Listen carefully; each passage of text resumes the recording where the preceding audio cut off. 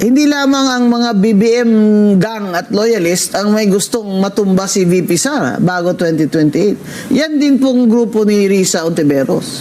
Opo. Kaya they have this tactical alliance right now.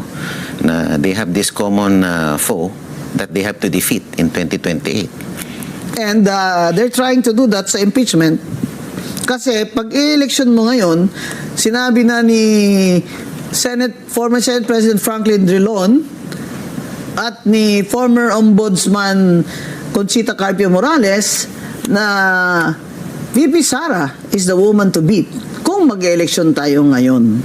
Yan po mismo kay Senate President Drilon na isa sa mga dating chair pa nga ng Liberal Party. Ano?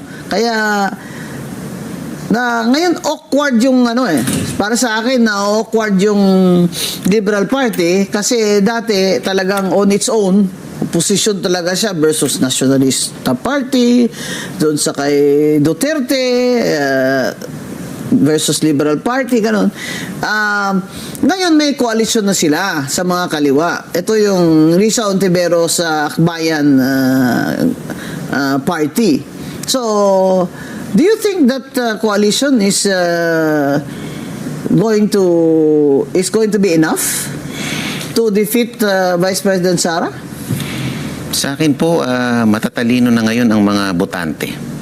Kasi iisipin nila, bakit itong partido na ito na dating sinasabi magnanakaw itong tao na to, ngayon ayos lang sumiping ito sa administrasyon na ito.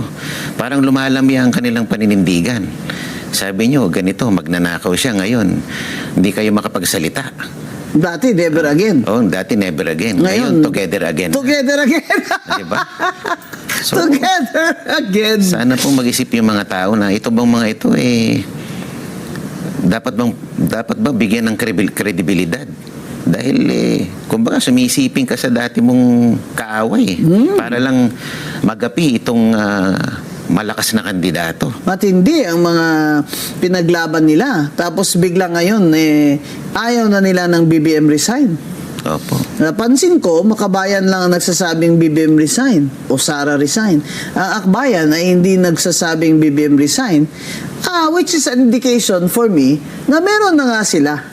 Meron silang tactical alliance o meron silang opening for a tactical alliance with the BBM gang in 2028. Yan po ang dapat malaman ng mga Pilipino, ng mga kababayan natin dahil po asiwa po ako sa mga ganun na ideology ng kaliwa tapos sasama na naman sa Marcos gang para lang po sa kanilang desire for power na makapasok sila sa maybe presidential candidate or vice presidential candidate itong si Senator Risa Ontiveros, di ba?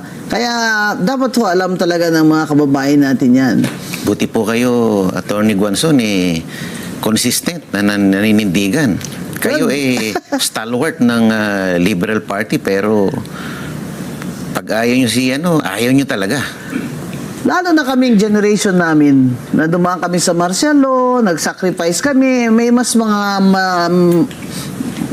mabibigat pang ang sakripisyo sa akin. May mga kilala kong ginahasang nga mga kaibigan ko, yung mga nawala na, disparasidos at mga pinatay,